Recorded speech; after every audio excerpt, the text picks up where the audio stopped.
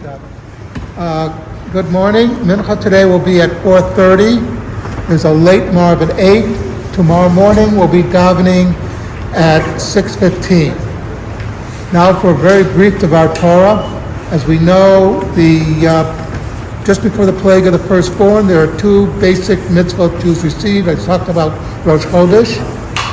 And we also have the mitzvah of taking the lamb, killing it, putting the blood on your doorpost so that the angel of death would pass over the Jewish homes. And then there's a problem. You mean that Hashem can't figure out who's Jewish and who's not? I think Hashem has inside information. The truth is, like I mentioned, these are much more for the Jews. If you look at the taking of the blood and placing it on your door, you're taking a god of Egypt, showing that it means nothing to you, and you're putting the evidence that you killed it. The idea is to let the Jews know to be proud to be Jewish.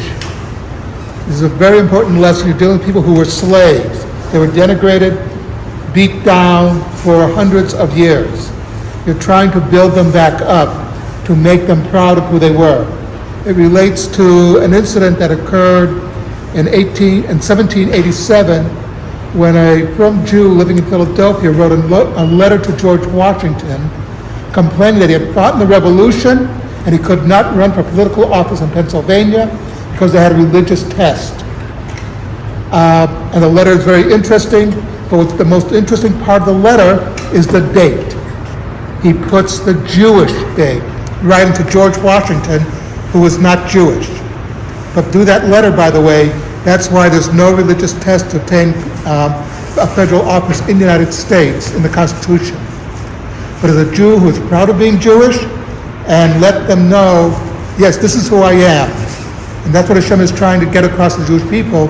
Be proud of who you are. Just something to think about. Kaddish Rabbanan.